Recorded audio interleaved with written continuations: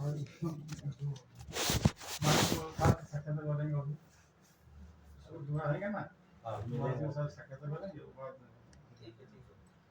अभी क्या इस्कॉन में है ना, पूरा नियम बना दिया है कि जो भी दीक्षा लेने मांगते हैं ना, तो अगर गुरु के साथ कोई परिचय होना चाहिए।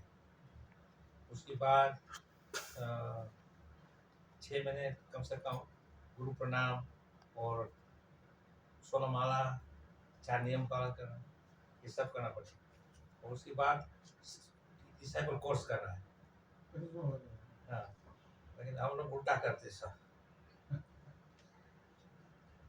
और दूसरा क्या है कि डिसेबल कोर्स करने के बाद इसमें समझना चाहिए जगह नहीं अभी अंदर सेकंड बैच। तो इसमें क्या है कि समझना चाहिए कि दीक्षा का मतलब क्या है। केवल गुरु के पास आ गया, दीक्षा हो गया, नाम मिल गया, माला मिल गई, हो गया काम नहीं। शास्त्र क्या बनाते हैं कि शिष्य और गुरु का एक रिश्ता होना चाहिए। बिना रिश्ता क्या होते हैं, कोई मतलब नहीं होते। आजकल है इंटरनेट गुरु बन गया, इलेक्ट्रॉनिक में गुरु बन गया, बस ये मेरा गुरु है, खत्म हो गया। नहीं, थोड़ा रिश्ता होना चाहिए। क्योंकि जो ज्ञान है, नॉलेज गुरु से आते हैं शिष्य में। अगर शिष्य लोग को गुरु के साथ कोई रिश्ता नहीं है तो ज्ञान कैसे आएगा। गुरु का तस्वीर अक्षर नहीं आते, मतलब रिलेशनशिप होना चाहिए। और दूसरा क्या है कि जिसका रिलेशनशिप नहीं है ज़्यादा, जब गुरु जिस दिन समाधि ले लेते हैं ना, उसके बाद शिष्य और गुरु का रिश्ता खत्म हो जाता है। ये रिश्ता है ही नहीं पहले से, समझ गया। तो ये relationship should build up over a period. और केवल ये क्या बोलते हैं, आर्टिफिशियल कनेक्शन नहीं होना चाहिए। बाहर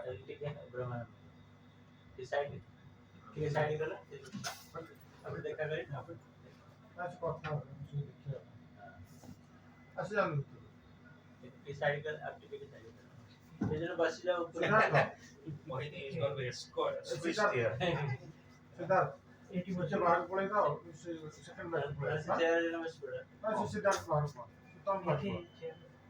बस बस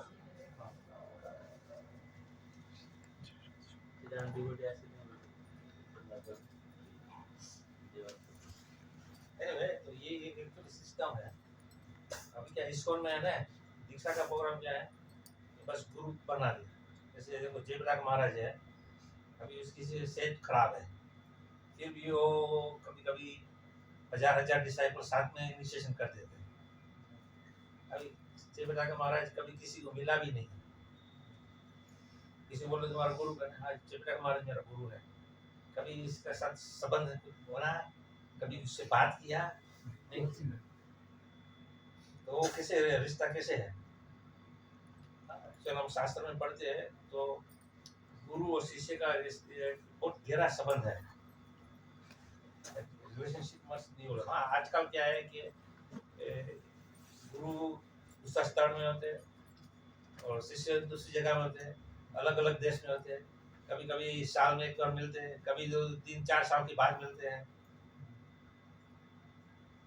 प्राचीन काल में क्या होते थे कि जहाँ गुरु का आश्रम होते हैं ना, उसी आश्रम के आसपास सब लोग रहते थे। प्रतिदिन गुरु के साथ रिश्ता बन जाते हैं और उसे मुख से हरि कथा सुनते थे। तो आज के ये भी नहीं है। और हमारा प्रॉब्लम क्या है, हम हिंदी बहुत कम बोलते हैं, ओडिया तो जीरो बोलते हैं। थोड़ा कुछ शब्द सीख लिए महाराज से, असुन असुन, लेकिन वो बंगाली हो गया। तो गड़बड़ हो जाते हैं। और अंग्रेजी ज़्यादा लोग समझते नहीं है, तो गड़बड़ हो जाती है। फिर भी ट्रांसलेशन में कुछ कुछ रिश्ता बन जाते हैं, लेकिन अंडरस्टैंडिंग होना चाहिए कि गुरु और डिसाइपल का रिलेशनशिप क्या है। It is very just like boy and girl, जब शादी करते हैं ना तो शादी आजकल तो शादी से पहले रिश्ता बन जाते हैं, लेकिन प्राचीन काल में क्या होता है कि माता पिता होते हैं ना, और लड़का है, ये मेरा लड़का है और दूसरे की ये लड़की है, उस दोनों का रिश्ता तैयार कर देते हैं, और शादी के दिन दोनों के मिलन होते हैं। और शादी के बाद दोनों का रिश्ता बढ़ते हैं हर दिन। तो ये रिश्ता है ना, कैसे बनते हैं कि साथ में रहने से, एक दूसरे को जानते हैं, तब रिश्ता बनता है। तो ये सेम है, लेकिन गुरु शिष्य का शादी का रिश्ता नहीं है, लेकिन गुरु शिष्य क्या है, दीक्षा का है कि गुरु को जानना चाहिए, गुरु कैसे है, और गुरु शिष्य को जानना चाहिए कैसा है, तब रिश्ता बनते हैं, वरना रिश्ता नहीं होते तो मतलब नहीं है गुरु का, दीक्षा का मतलब नहीं है। लेकिन हमारे इस्कॉन में अभी आजकल है ना बहुत सुपरफिशियल कर दिया सब चीज। अभी आज की तारीख में देखो कि प्रभुपाद का कितना सारे शिष्य था, शुरू में 66 67 में सबको प्रभुपाद के साथ में रहते थे, और प्रभुपाद का साथ में संग किया। जैसे जैसे इस्कॉन बड़ा हुआ तो केवल प्रभुपाद कभी एक बार देखते हैं शिष्य, जिस दिन जो यज्ञ किया उसी दिन देखा, तो प्रभुपाद उसको नाम दे दिया, उसी बात कभी प्रभुपाद को देखा ही नहीं। अभी वो शिष्य को क्या हाल है, परिणाम कि जब प्रभुपाद 77 में समाधि लिया तो उसकी श्रद्धा जो है वो कमजोर हो गई, रास्ते से कृष्ण भावना छोड़ दिया, बहुत सारे ऐसे।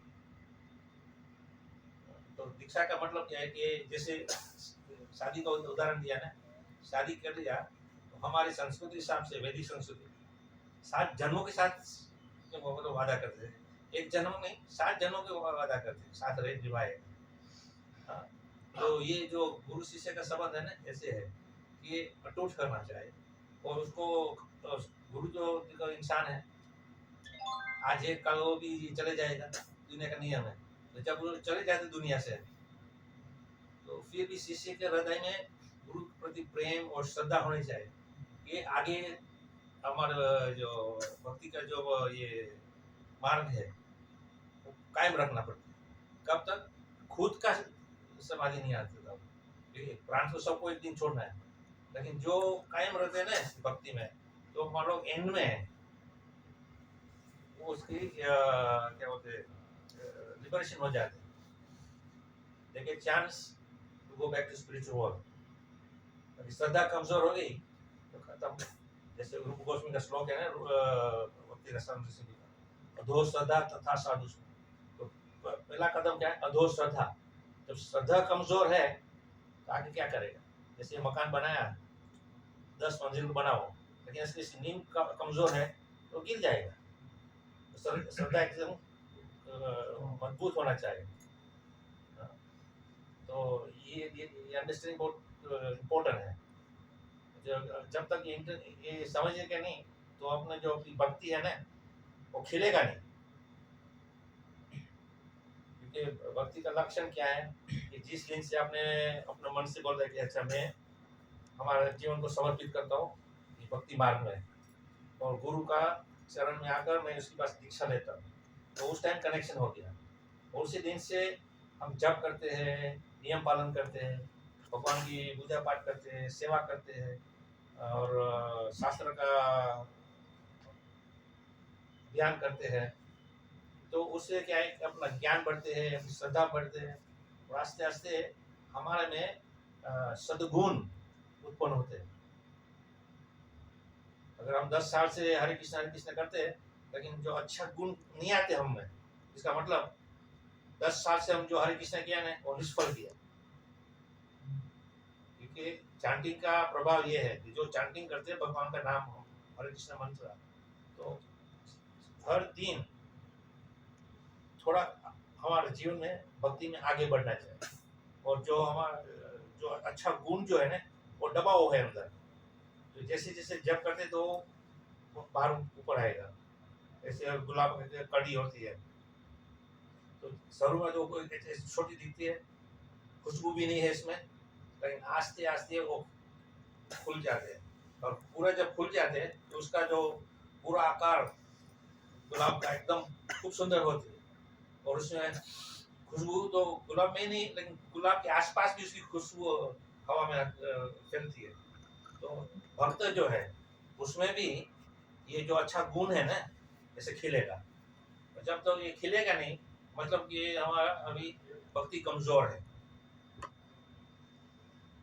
तो ये सिस्टम बहुत प्राचीन काल से आ रहे हैं शास्त्र। Hey, you want to come inside? You know, this is like No. squeezing. No. You take it. Yeah, Maybe you enjoy it. Fresh from Burman. Okay, catch you guys later. Okay. Anyway, तो ये जो है ना जैसे आज आपने देखा ये आज 19 साल हो गया श्रीपाद महाराज ने समाधि लिया और आज भी श्रीपाद के साथ जो जोड़ा हुआ है जो श्रीपाद को अच्छी तरीके रिश्ता बना हुआ है वो लोग अपनी भावना से श्रीपाद को जानते हैं, श्रीपाद का गुण गाएगा, बाकी ऐसे ऐसे हंगामा करके चले जाएगा। और मेरे ख्याल से तो जितना हॉल में जितना लोग था उसमें मोर देन 50% कुछ समझा नहीं। और मोर देन कई लोग तो नया लोग है जिसने कभी श्रीपाद देखा ही नहीं, शायद उसका तस्वीर देखा है लेकिन साक्षात पर तो दर्शन नहीं हुआ। तो मतलब क्या है कि उनकी भक्ति कैसे बढ़ेगी। लेकिन जो शिष्य हमारा जो बहुत सारे गुरु भाई है गुरु बहन लोग हैं श्रीपाद से दीक्षा लिया लेकिन फिर भी उनका श्रीपाद प्रति इतना प्रेम नहीं जागरूक है क्योंकि उससे कमजोर है उसकी भक्ति। तो ये रिश्ता है ना बहुत इम्पोर्टेंट है। गुरु शिष्य का रिश्ता होना चाहिए और गुरु को समझो और गुरु शिष्य को समझे। ऐसे नहीं कि एक तरफा है, दोनों तरफ का है। गुरु शिष्य को समझेगा, शिष्य गुरु को समझेगा और दोनों का रिश्ता बन जाएगा और आस्ते आस्ते अपनी भक्ति खिलेगा। जैसे अगर भक्ति खिलती है ना अपने आप अंदर से ये अनुभव होगा कि हाँ मैं अभी भक्ति में आगे बढ़ रहा हूँ। और क्या है कि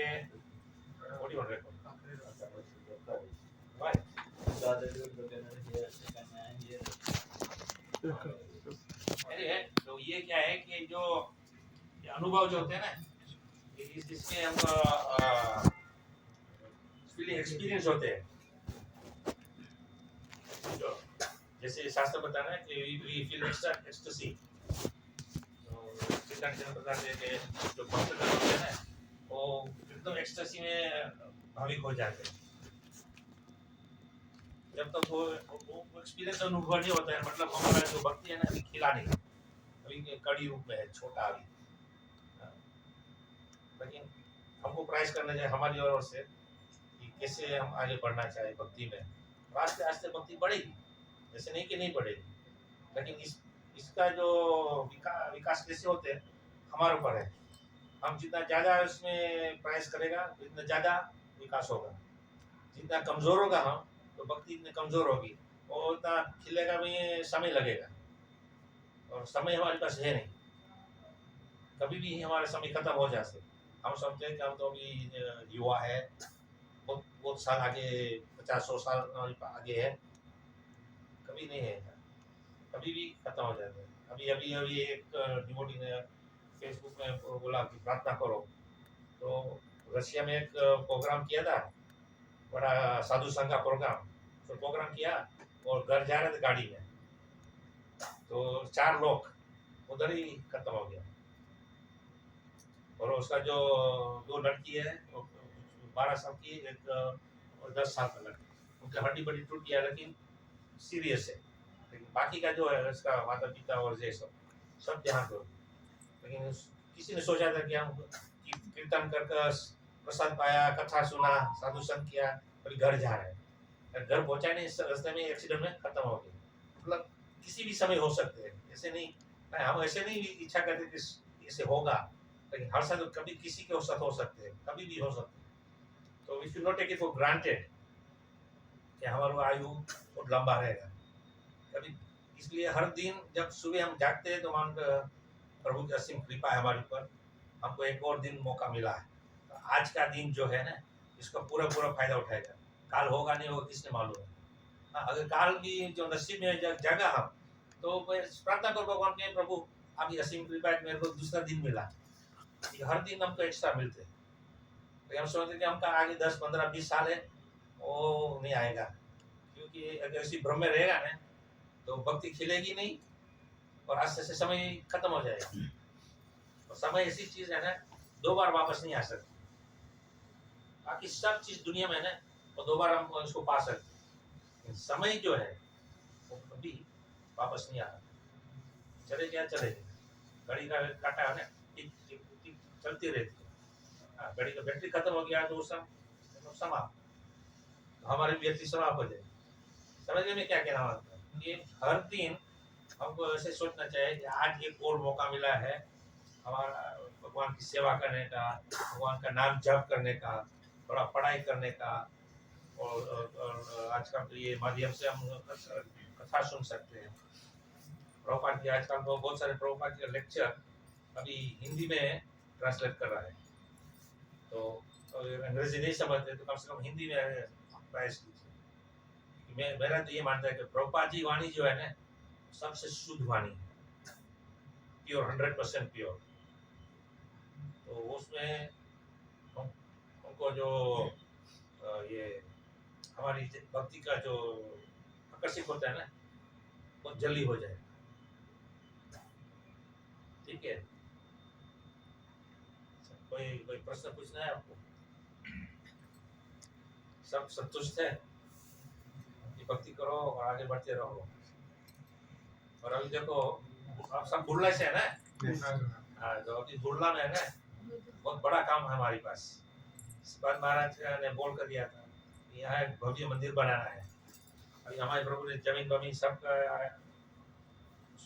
व्यवस्था कर लिया है, अभी इसकी नींव डालकर खड़ा करना है। आप पूरा मन तन धन से सब इसमें ले जाओ और राम जी का बड़ा मंदिर खड़ा कर दो। बुर्ला में जो मंदिर बन गया है 50 किलोमीटर के आसपास में सब लोग उद्धार हो जाएंगे।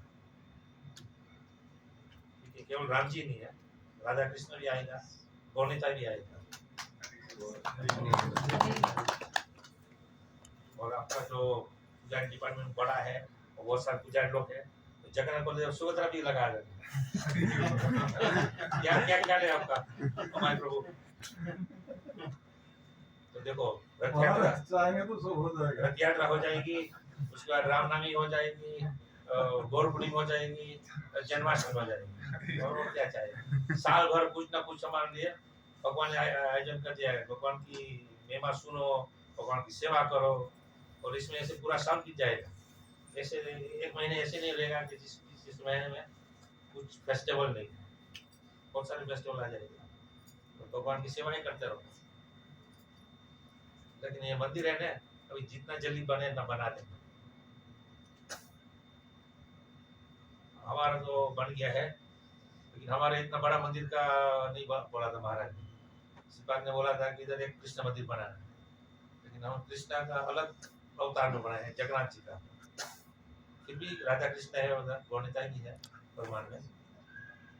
बुर्ला के लिए शिवपाल ने बोला था कि 3 बड़ा बड़ा ऑल्टर बनाओ और इसमें राम जी का बड़ा अच्छा मंदिर बनाओ।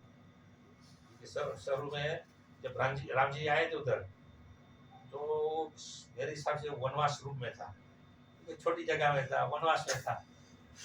अभी अयोध्या बन गया तो हमारा भी अयोध्या बनना चाहिए। क्या ख्याल है आपका हमारे प्रभु?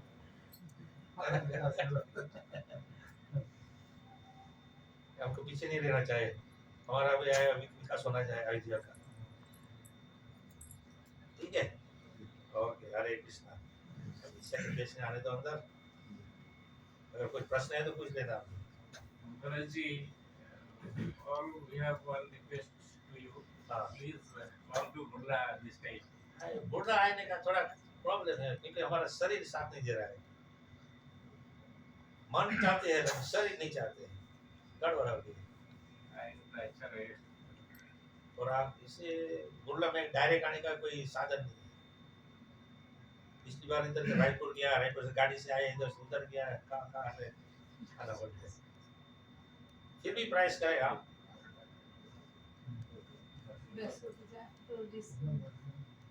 महाराज, हम गाड़ी से डायरेक्ट जबलपुर से बुला सकते हैं। ये वो लंबे का हो जाएगा ना, बीच में तो एयरपोर्ट में स्टॉप पे सिक्योर मारा जाएगा। फिर भी गाड़ी में बैठ कर कमर टूट गई वैसे तो, और भी टूट जाएगी। मतलब कंफर्टेबल व्हीकल भी ले रही सिक्योर मारा। अभी सोचेगा, अभी तो मार्च तक है ना। मैं जो पुराना इसमें प्यास पूजा में आप आई। प्यास पूजा में तो अभी इधर करेगा ना, बर्मान में। आपका प्यास पूजा में। हाँ वहाँ सब बर्मान में करेगा। ये बर्मान भी हमारा घर है, तो शायद सोचेगा जनवरी फरवरी साइड उस तरफ आने के।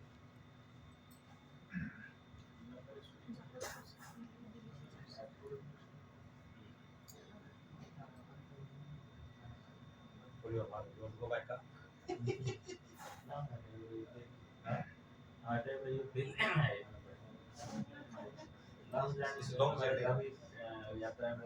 देखो पिछले 20 दिन से इधर बाली का डिवोटी आए थे इसलिए हमारा जा रहे, नहीं तो हमारा नहीं जा।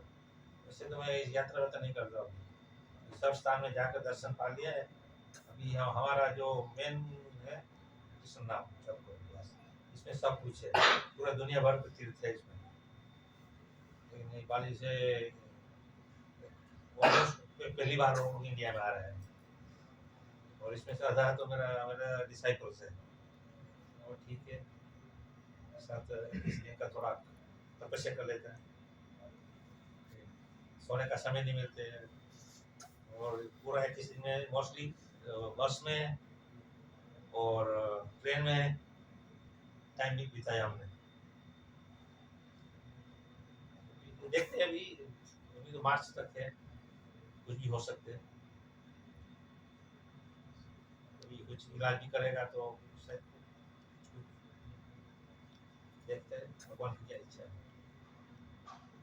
लेकिन मंदिर शुरू कर दो उधर, जितना जल्दी बने उसका फाउंडेशन चालू कर बना दो मंदिर। राम जी का वनवास बहुत ज्यादा हो गया, कितना साल हो गया? 2006 से 20 साल हो गए। 20 साल हो गया ना। वैसे तो राम जी को 14 साल का वनवास था, तो क्या 6 साल और लगा दिए उसको वनवास में। हाँ तुम्हारा जो बम्बल भी स्टोरी आपसे सुने थे। हाँ बम्बल भी स्टोरी। बम्बल भी डम बीटल। ओ डम बीटल। तुम्हारा 2 साल हो गया, तो आएंगे तो फिर सुनने का मौका मिलेगा। ठीक है, देखते हैं हम। जो पहले अभी बर्मान जाएगा, थोड़ा रिलैक्स करेगा, उसके बाद थोड़ा ताकत बनाकर हमारे लोगों को बोल देगा ठीक है गाड़ी भेज दो हमारे, वरना दूसरा कुछ इंतजाम कर लेंगे। झारसुगुड़ा में आपका जो एयरपोर्ट है, लेकिन हमारा जबलपुर से डायरेक्ट फ्लाइट नहीं है, हमको जाना पड़ा इधर से इधर से इधर से इधर से। जबलपुर से दिल्ली, दिल्ली से फिर हाँ तो लंबा हो जाता है ना। लेकिन जबलपुर से एयरपोर्ट नहीं है ना। और जबलपुर भी जाने के लिए हमारे बर्मान से कम 2 घंटा लगते हैं, 2-3 घंटा। हाँ 160 किलोमीटर, लेकिन रास्ता खराब है ना, अभी कुछ कंस्ट्रक्शन हो रहा है।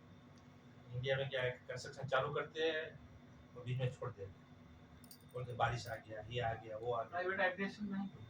हाँ प्राइवेटाइजेशन ये कोई प्राइवेट नहीं, सब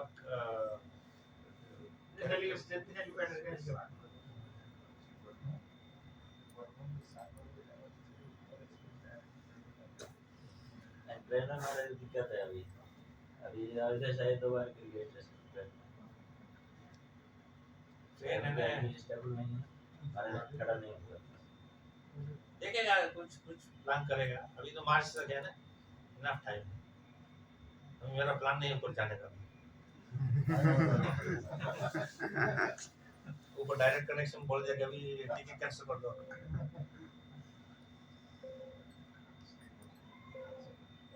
Alright, Hare Krishna, Hare Krishna. Can we have some online classes in between? Online class is very difficult because मैं कहाँ होते हैं, different time zone होते हैं, और इसमें प्रॉब्लम और भाषा का प्रॉब्लम है। इंग्लिश में इंग्लिश चलेगा। ठीक है, कुछ कुछ प्लानिंग करेगा। इंडिया में प्रॉब्लम क्या है? इंटरनेट प्रॉब्लम होता है। इंटरनेट सब जगह, लेकिन कभी कभी कमजोर इंटरनेट है। हमारे बर्मान में कभी सिग्नल चली जाती है, हेलो हेलो हेलो हेलो करते क्या करें? देखते हैं, कुछ प्लानिंग करते हैं। और जब मैं इंडिया में नहीं बाहर होता तो इंडिया में और यूके में कम से कम 4.5-5 घंटे का अंतर है। टाइमिंग बहुत सूट नहीं होते। we'll find something, कुछ अरेंजमेंट करेगा, सेटअप करेगा कुछ ऑनलाइन क्लासेस। ठीक है, और तब तक तो भागवतम तो है ना सबके पास? जी सबके पास पूरा भागवतम है ना? भागवतम पढ़ कर एक्चुअली प्रभुपाद का नियम था कि हर व्यक्ति को कम से कम दिन में 1 घंटे भागवत का अभ्यास करना चाहिए। लेकिन हम लोग भागवत पढ़ते नहीं, घर में पूरा सेटअप सजा रहे हैं घर में, लेकिन कुछ भी किसी काम का नहीं है। हाँ, जैसे ये क्या होता, अच्छा पकवान बनाया है और मेज पर रख दिया है, देखते रहो उसको। जब तो खाएगा नहीं तो इसका अनुभव कैसे होगा? पेट कैसे संतुष्ट होगा? जीभ कैसे संतुष्ट होगा? हाँ, लेकिन वो जो अच्छा पकवान है ना, थाली में लेकर मुंह में डालो तो जीभ संतुष्ट होगी, पेट में गया तो पेट संतुष्ट हो गया और दिल संतुष्ट हो गया। देखते रहे तो देखने से कोई फायदा नहीं है। तो भागवतम भी ऐसे, भागवतम रखा उधर लेकिन इसको पढ़ा नहीं, किस काम का है? कम से कम 1 घंटा हमेशा पढ़ो तो फायदा होगा आपका। भागवतम है ना, नित्यम भागवत सेवा। शास्त्र गीता में भागवत में बोला स्पष्ट शब्द, नित्यम भागवत सेवा, मतलब हर दिन भागवत की सेवा करो। तो सुन नहीं पाए तो कोई बात नहीं, पढ़ सकते हो क्या ना, पढ़ो। और पढ़ने से थोड़ा लाउड पढ़ने से खुद का भी उद्धार होगा और आसपास में भी कोई है उसका भी उद्धार होगा। और अगर कोई आसपास में नहीं तो कोई जीव जंतु होगा उसका भी उद्धार होगा। तो ये इसका मतलब क्या है कि आप प्रचार कर रहे हैं महाप्रभु आदेश से, यारे देखो तारे को कृष्ण बोलते, तो जीव जंतु भी उद्धार करो। तो महाप्रभु खुश हो जाएगा कि अरे कितना कितना कृपालु आप लोग हैं कि जीव जंतु का भी उद्धार करने की सोच रहा है, जो इंसान का नहीं। तो भागवत पढ़ते रहो हर दिन 1 घंटे कम से कम, तो मन भी उसमें लग जाएगा। और एक बार शुरू करते हैं ना तो एक आदत पड़ जाएगी। हर दिन अगर 1 घंटे में नहीं पढ़ा भागवत, आपको बेचैनी होगा। जिस दिन पढ़ेगा आनंद आनंद और मन शांत हो जाएगा। पढ़ो, read Bhagavatam every day, 1 hour at least. That is the process. Nityam Bhagavatam. Every day you should listen. Then you will feel attracted to the Srimad Bhagavatam. When you become attracted to Bhagavatam, that means you are now developing your bhakti. जितना जितना हम भगवान प्रति आकर्षक होते हैं, मतलब इतना हमारी भक्ति आगे बढ़ी। वरना भगवान उधर, भक्ति उधर और मन उधर, किसी का मिलन नहीं होगा, अलग अलग दिशा में। और समय बीच में क्या है, समय बीत जाएगा, everyone loses. So be focused, be serious. भक्ति है ना, बहुत सीरियस चीज है, लेकिन आनंद की चीज है। और जो जिस भक्ति में जो लिंग हो जाते हैं ना, और उसका जो आनंद अनुभव होता है ना, और इस दुनिया में इसका कोई स्वाद नहीं मिलेगा, क्योंकि कोई मटेरियल नहीं, spiritual. To experience spiritual life, you have to connect with spirituality. Then you will be happy. Okay, हमारे प्रभु समझ गया आपका है ना, आपका सर पर बहुत बड़ा भार है। एक तो राम जी का मंदिर खड़ा करना है और सब भक्तजन का ख्याल रखना पड़ते है।